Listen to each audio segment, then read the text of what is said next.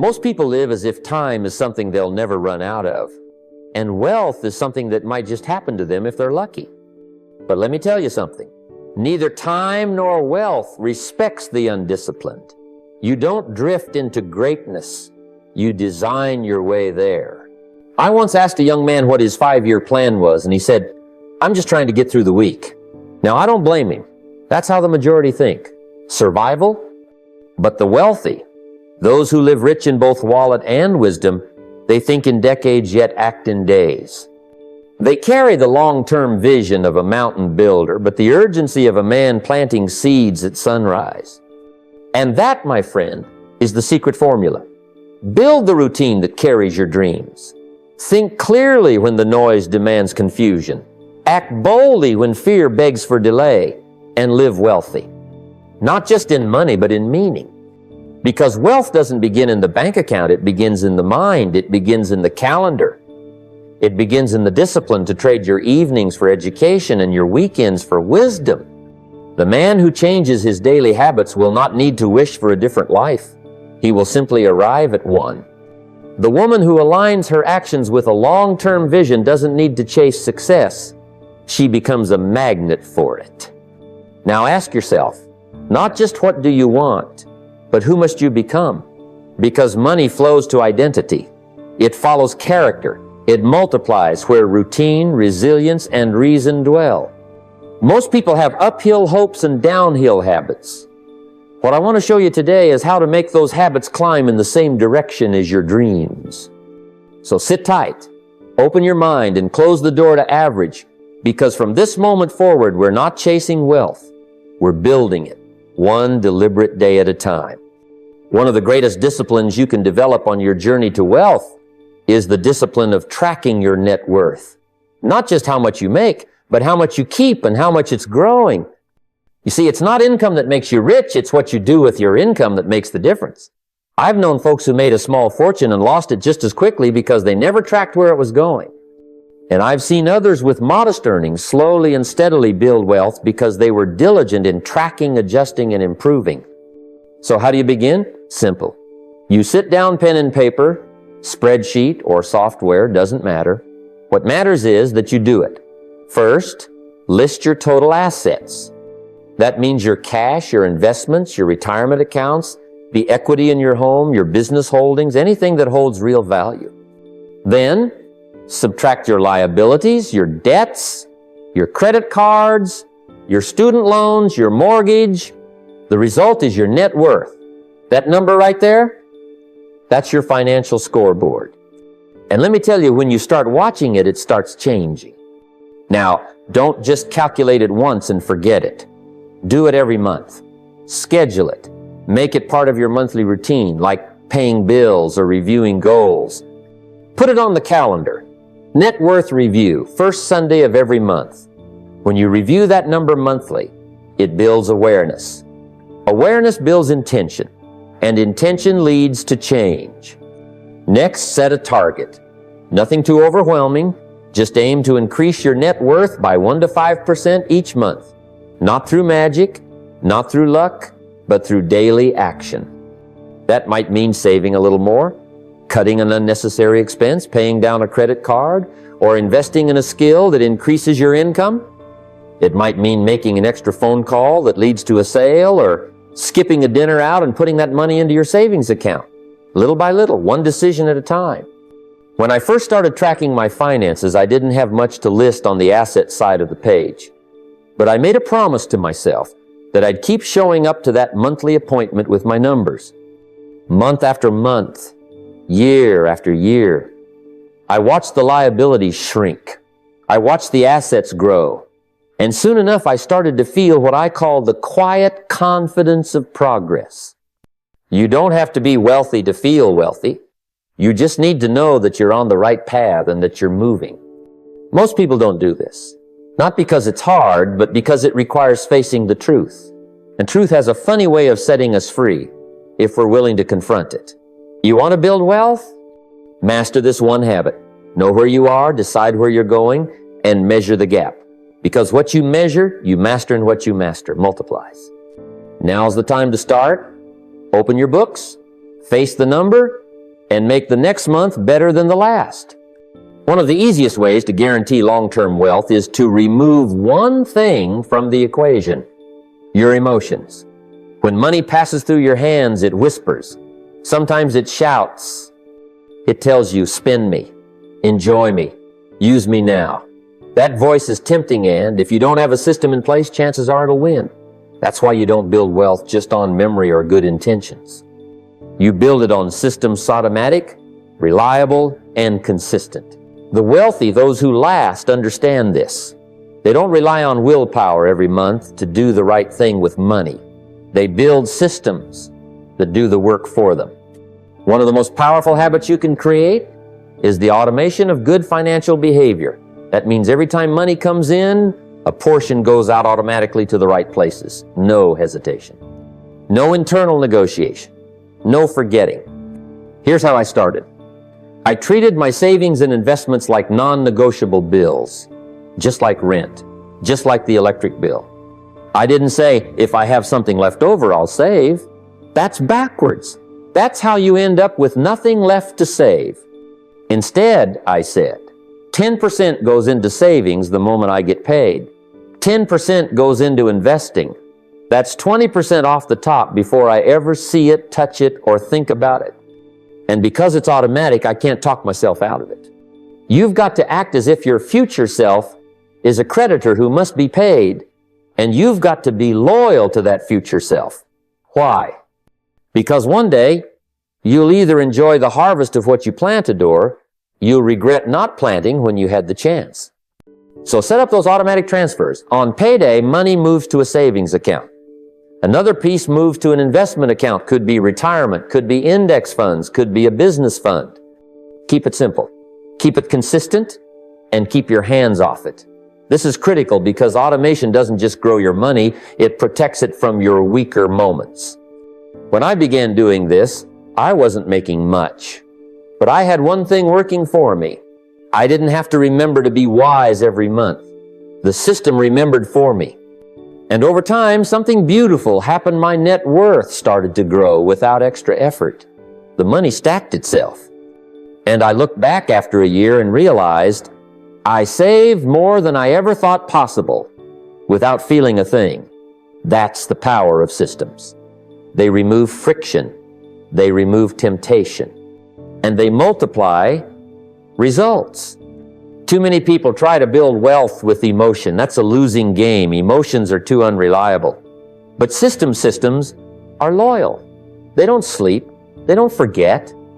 They don't feel tempted by a shiny new gadget. So build your wealth strategy not on hope, but on automation. Because once you take your hands off and let the system work, you'll finally start to see what real momentum feels like. And when wealth becomes automatic, success becomes inevitable. The difference between those who build wealth and those who merely wish for it often comes down to one thing: who's investing in themselves consistently. And I'm not talking about just saving money or making investments in stocks or business. I'm talking about making deposits into your own mind, your own hands, your own voice, because wealth doesn't follow the average, it follows the exceptional. And the exceptional are those who deliberately increase their value. So how do you do that? Here's a strategy that's changed the course of many lives. Create a monthly skill investment plan, just like you schedule a payment to your bills or transfers to your savings. You schedule a commitment to yourself. Each month, choose one high-value skill, not 10, not 5, 1. Why? Because focus builds mastery. Confusion dilutes it. Now, what kind of skills am I talking about? Skills the marketplace rewards. Skills people pay a premium for. Copywriting, because words move money. Sales, because income follows persuasion. Public speaking, because the one who speaks well often leads well. Digital marketing, because the internet doesn't sleep. Negotiation, investing, branding, leadership. Choose one. Just one. Then give it 30 minutes a day. That's not a lifetime, it's one sitcom's worth of time. Shut off the noise, open a book, watch a course, take notes, and most importantly, practice. Information without application is just entertainment. You don't want to be entertained by your future. You want to be empowered by it. I remember when I first started learning about communication. I wasn't a natural speaker. My knees would knock, my hands would sweat, but I said to myself, if I'm going to lead people, I've got to learn to move people. So I committed 30 minutes a day, reading books on human psychology, practicing speeches in my small apartment, recording my voice and listening to every awkward phrase. It was uncomfortable, but discomfort is the down payment on success. Within months, people started noticing, hey, you've become clearer, you're easier to listen to. Then came opportunities, then came income. That's how it works. When you become more, you attract more. The world pays you for the value you bring, and skills are what raise your value. So track it each month, write it down. Skill of the month, sales. Or skill of the month, public speaking. Put it on your wall. Let your family see it. Let your friends ask you about it. And then let your consistency speak for you. Because while most people consume entertainment daily, you'll be consuming value. And in time, you'll become the one others seek for answers, for service, for leadership. Wealth isn't a mystery, it's a response. It responds to preparation. It responds to competence. And it especially responds to people who are serious about increasing their worth in the marketplace. So don't just wish for more income. Become the person who earns it. Pick your skill, make your plan, and put in the time. Because wealth follows value, and value is built one focused hour at a time. One of the greatest secrets to wealth is this. Your habits write your financial future in invisible ink. Day by day, they seem small, almost meaningless. But let enough days pass and they start carving your results in stone. Now here's the catch most. People don't treat habits like assets. They treat them like obligations. That's the difference between the wealthy and everyone else. Wealthy people see their habits as money-making machines. They've learned how to turn daily disciplines into income streams. It starts simple. You create a habit tracker, not to make your life rigid or robotic, but to make it intentional. See, when you track something, you value it. When you value it, you protect it. So what should be on your tracker? Not random to-do items. You want income-aligned actions, things that build your value and move the money needle. Here's what I put on mine when I was starting out. 1 message per day to a potential client or partner, just 1, every single day. Not 100, not 10, just 1. Over the course of a month, that's 30 opportunities. Maybe only 5 respond, maybe only 2 say yes, but 1 good yes can change your month. Now imagine doing that for a year. That's 365 opportunities you planted. Think one of them could change your income? Absolutely. Another habit. Write a piece of content. Could be a blog post, a short insight, a story from your experience. The goal isn't to go viral, it's to get consistent. The wealthiest people I know became known before they became paid. Visibility brings opportunity, but you can't be visible once a month. That's like showing up to work once in a while and expecting a paycheck. You've got to plant seeds daily. Now let's add 10 pages of reading. Why 10? Because anyone can read 10. It doesn't overwhelm you, it builds you. And those pages compound. One idea from a book applied can change your business model, your client experience, your pricing, your mindset.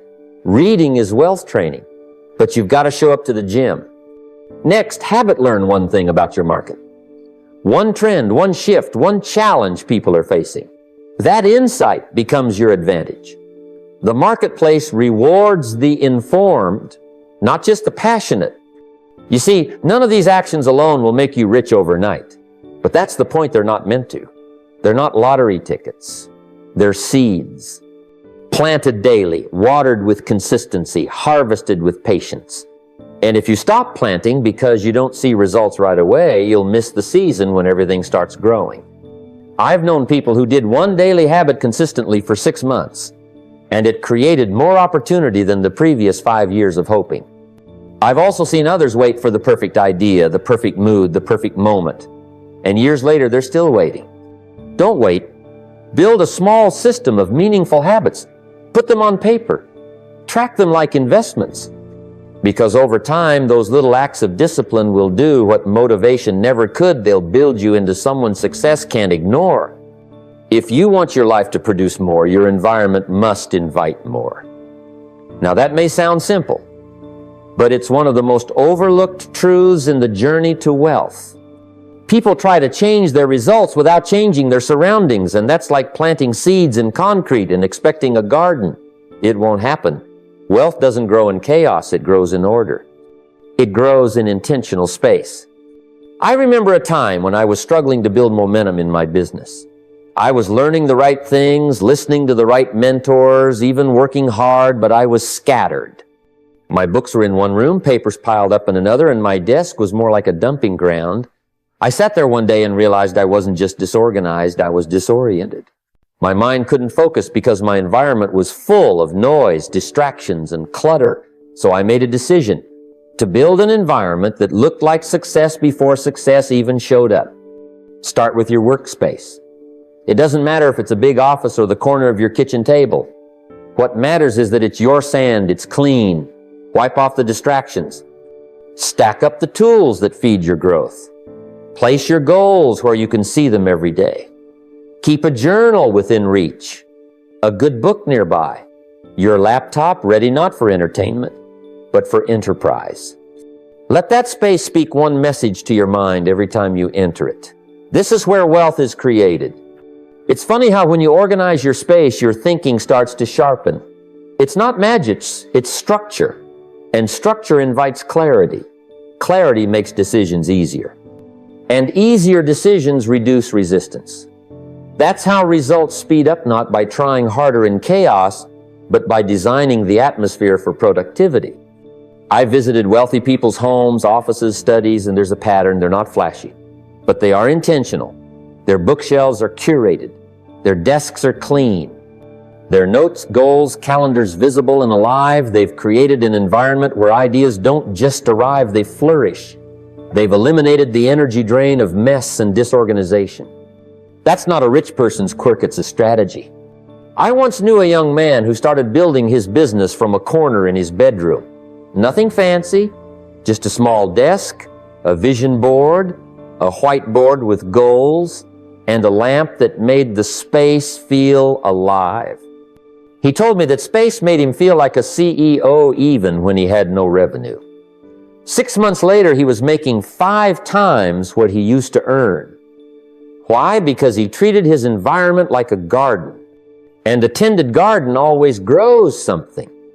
You want to make more money? Then build a space that respects money. Clear the clutter. Organize your tools. Make your goals visible.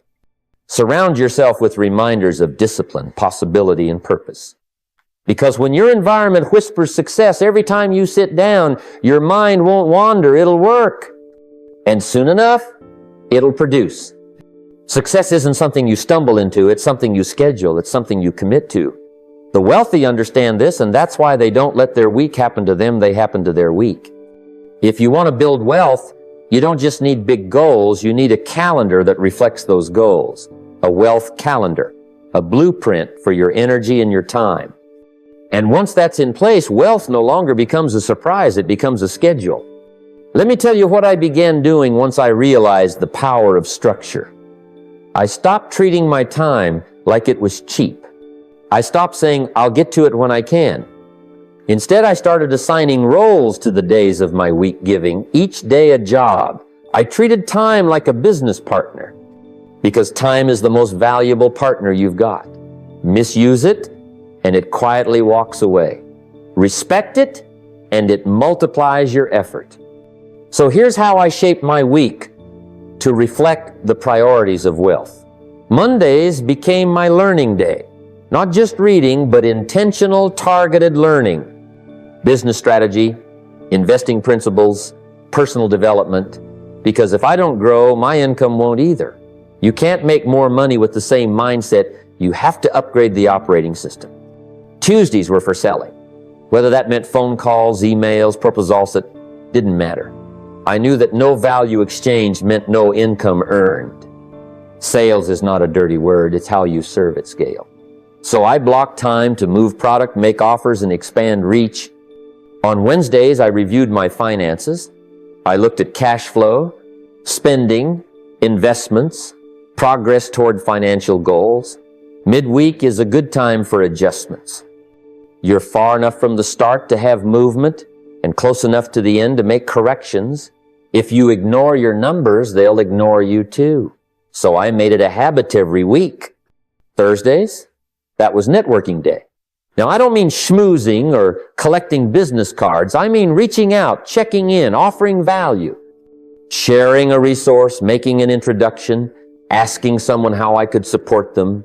Because money flows through trust, and trust is built in the time between transactions. Fridays became my creation day. Whether it was crafting a presentation, writing an article, or recording content creation meant legacy. I wasn't just earning, I was building. If you don't make time to create, you'll spend a lifetime consuming. And consumers don't get rich, creators do. Sundays were reserved for reflection. I sat down with my journal, notepad, and planner. I asked, what worked this week? What didn't? What's the lesson? You see, if you never pause, you never pivot. And if you never pivot, you just repeat mistakes with more intensity. Reflection gives birth to wisdom, and wisdom is more profitable than gold. This isn't about making life rigid. It's about making your effort intentional.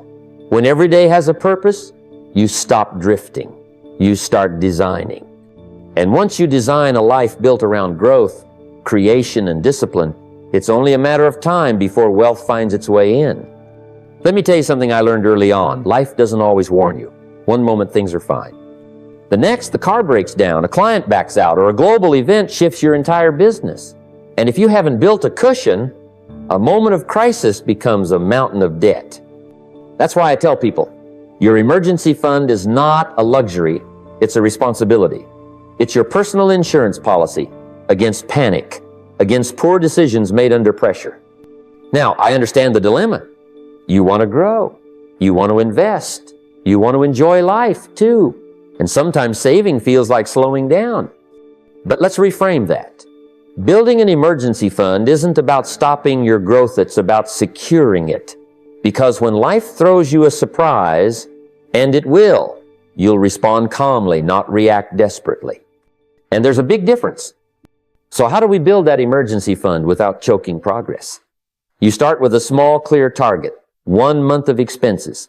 Not a full year, not 6 months, just one. That's your first win. Rent, food, utilities, gas, whatever you'd need to survive 30 days. Set that number and treat it like an invoice. Pay it to yourself before anything else. And then here's a little strategy that works beautifully, especially if you're on the path of wealth. Use every windfall wisely. See, most people, when they get a tax refund, a bonus, or an unexpected gift, they think, how can I spend this? The wealthy ask, how can I allocate this? And here's what I've found that works. Well split those windfalls intentionally. 50% goes to investing. That's your seed money that works while you sleep. 30% goes to savings. That's your safety net money that waits until you need it most. And 20% goes to enjoyment, because life isn't meant to be punished, it's meant to be designed with wisdom. Now, why that balance? Because if you put everything into savings, you might be safe, but you'll stall. If you put everything into investing, you might grow, but you're exposed. And if you put everything into enjoyment, you'll feel rich briefly, but stay broke long term. But when you divide its seeds, security, satisfaction, you feed every part of your life. You grow, protect, and enjoy in harmony. I used this strategy when I was rebuilding myself. Back then, I couldn't afford mistakes. Every dollar mattered, so I gave every dollar a job. And I promised myself this. I would never again be caught unprepared, because it's hard to make wise choices about your future when you're busy worrying about today. That's why you build the fund not for the fear, but for the freedom. And the beautiful part is, once you build that base own month, then 2, then maybe 3, you walk through life differently. You don't panic when the refrigerator breaks. You don't stress when the business has a slow month. You've got your own bank built by your discipline, not by chance. Security and growth are not opposites. They are partners. One gives you the peace of mind to pursue the other. So build your emergency fund like you build a house brick by brick, paycheck by paycheck, windfall by windfall, until the day comes when you no longer fear the unexpected, you simply prepare for it like the wealthy do. If there's one thing I've noticed after years of studying the wealthy, it's not that they do more than everyone else. It's that they do less, better. The rich don't chase every shiny opportunity. They don't spread themselves so thin that they forget what they started. Number. They set a target, they narrow their vision, and they walk a straight line to it. That's focus. And focus, my friends, is the difference between busy people and wealthy people. You've probably heard the saying, he who chases two rabbits catches none. That applies to business. It applies to money. And it most certainly applies to success. So here's how I teach people to focus like the rich. Because it's not just a mindset, it's a method. Start with one clear money goal every quarter. Not 10, not 3, 1. Maybe it's to increase your income by $5,000. Maybe it's to save your first $10,000. Maybe it's to eliminate debt. But you pick one target. Why? Because clarity breeds confidence. And when you have confidence, you don't second guess. You don't get distracted by someone else's goal. You stay on the trail. Now, once you've got that goal, you break it down, not into theory, into actions. Ask yourself, what has to happen every month to get there? Then ask, what has to happen every week? Then boil it down to today. Daily milestones. Because the future doesn't show up all at once. It shows up one disciplined day at a time. When I first started setting money goals, I would write them on index cards and tape them on my bathroom mirror. So I'd see them when I woke up and again before I went to sleep. I didn't let them disappear into a journal. I kept them in front of my face. That way, when someone offered me a great opportunity that didn't align, I'd say, sounds good, but not now. That's what focus gives you. Permission to say no to the good, so you can say yes to the great. Now, let's talk about distractions. They're everywhere today, on your phone, in your inbox, on your feed. If you don't manage your attention, someone else will. So here's what I recommend. Block time on your calendar for your most critical money actions. Whether it's sales calls, learning a new investment strategy, or writing content, put it on the schedule. And when that time comes, protect it. Turn off your phone, close the tabs, go into what I call money mode. I had a friend once who called it sacred time. Every day from 9 to 11 a.m. he was unreachable. Not because he was avoiding people, but because that was the time he worked on his income-producing activities. And over a year, those 2 hours a day made him more than most people made in a month. Not because he worked more, but because he worked with intention. The world will always offer you more to do. But wealth doesn't come from doing more. It comes from doing what matters consistently. So choose your goal, break it into steps, block the time. Then show up for yourself like your future depends on it, because it does. So here we are. After all the talk of routines, of mindset, of strategy and focus, what does it come down to? It comes down to you, your choices, your calendar, your habits. Wealth isn't an accident. It's not for the lucky or the gifted. It's for the deliberate. The person who decides to think clearly, build wisely, act boldly, and stay consistent day after day. You don't have to do everything at once. But you do have to start. Because the longer you wait, the more expensive delay becomes. Don't let another week go by being busy but not effective. Take one idea from this talk just on and act on it today. Not tomorrow. Not when the timing feels right. Wealth begins when action does. Write your goals. Set up your habits. Guard your mind. Track your money. And above all, never underestimate the quiet power of small disciplines done daily. The rich didn't get there by accident. They got there on purpose. And so can you. The next chapter of your financial life is waiting. Now go write it boldly, wisely, and with long-term vision in mind.